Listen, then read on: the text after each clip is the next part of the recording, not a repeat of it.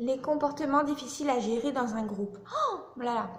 Alors c'est vrai que dans la vie de tous les jours, on rencontre parfois vraiment des personnes qu'on dit difficiles à vivre, agaçantes, parfois déprimées, etc. Donc c'est là que ces deux psychiatres vont pouvoir nous éclairer pour comment se comporter face à ce genre de personnes.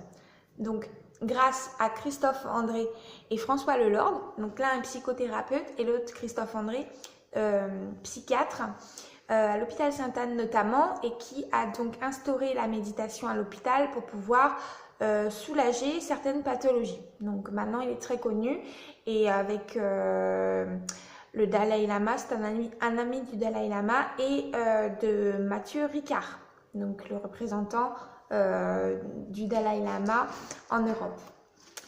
Alors, on peut être face à des paranos, à des excentriques, à des anxieux, à des passifs agressifs, à des dépendants, à des obsessionnels, à des comportements de type A, des schizoïdes aussi, les gens qui aiment bien rester repliés, et aussi les personnalités évitantes, qui préfèrent éviter les conflits, etc.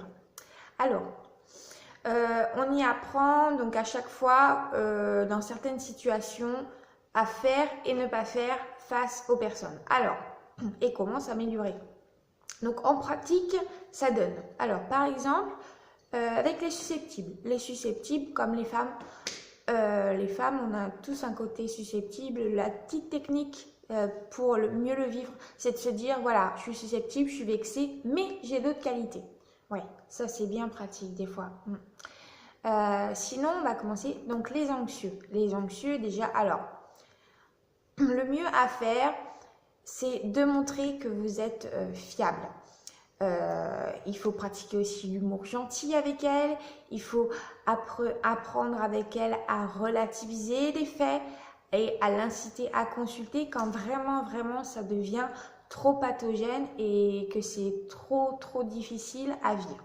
Ce qu'il ne faut pas faire par contre avec un anxieux, c'est ne faut pas la laisser vous rendre esclave totalement de son anxiété.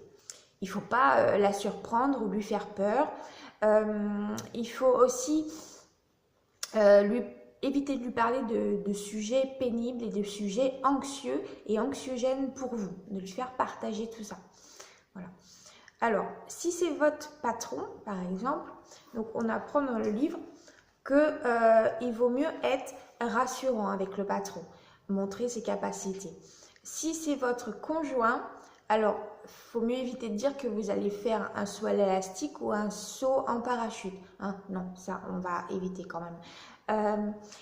Si c'est votre collègue, collaborateur, on va utiliser ses qualités d'anxieux pour prévoir les choses. Voilà, donc dans le planning, dans les médias plans ou voilà, dans tout corps de métier. Voilà, donc ça c'est pour les anxieux.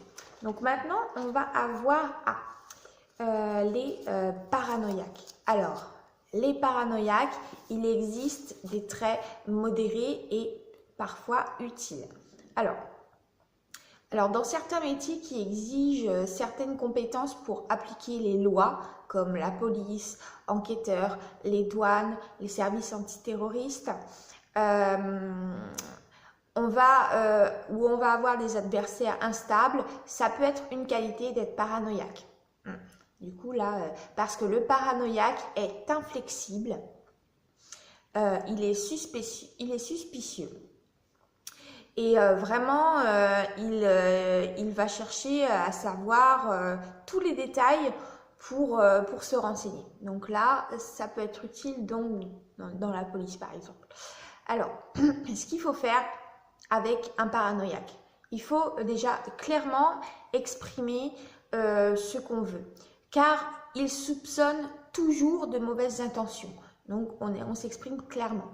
Il faut respecter les formes, entre guillemets, parce que lui, son mode de vie, c'est les lois, la loyauté, une hyper rigidité peut-être aussi parfois. Il faut par exemple répondre vite à son courrier. Voilà, donc ça doit être fait dans les temps. Il suspecte de toute façon toujours les autres. Il reste de toute façon sur ses gardes. Il est parfois et même souvent jaloux. Et ils peuvent être froids, donc rigide, et aussi a du mal à se laisser aller à la tendresse. Voilà, donc ça c'est vraiment, ouais, c'est vraiment difficile à vivre, et il aurait tendance à être prêt à faire des représailles aussi, le paranoïaque. Donc ce qu'on peut faire, ce qu'il faut, c'est garder le contact régulier avec lui. Garder le contact, lui donner des nouvelles sans non plus l'étouffer, parce qu'à contrario, il va croire, il va se poser aussi des questions. Il vaut mieux les éviter, si possible. La deuxième chose. Donc, alors, ils peuvent croire par exemple que c'est vous qui avez volé un pot de fleurs, mais alors qu'en fait, c'est pas du tout vous. Et il peut faire une fixette. Il peut croire que c'est un complot, même un complot du voisinage, ou à grande échelle, un complot terroriste. Pour un pot de fleurs, là, non.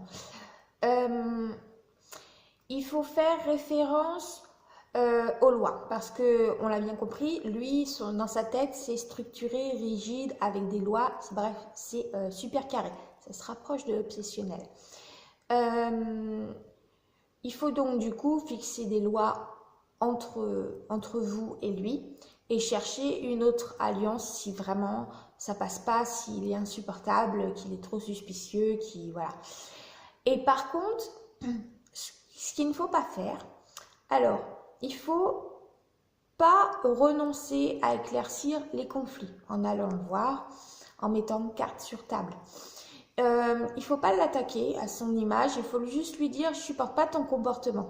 Là, on n'attaque pas sa personne, on attaque son comportement. Voilà. Alors, pour lui exprimer sa colère, c'est comme ça qu'il faut le faire. Donc, surtout pas attaquer la personne du paranoïaque. Il ne faut pas le médire non plus. Ne médisez pas ce qu'il aura à dire ou ce qu'elle aura à dire. Il ne faut pas discuter non plus politique, parce que il va batailler pour défendre ses idées. Et alors là, si on a un paranoïaque, on sait, à des repas de famille ou même un repas le midi entre collègues, c'est vraiment infernal parce qu'il va le vivre à fond. Donc voilà pour le paranoïaque et l'anxieux. Ouais, le paranoïaque, il vaut mieux l'éviter.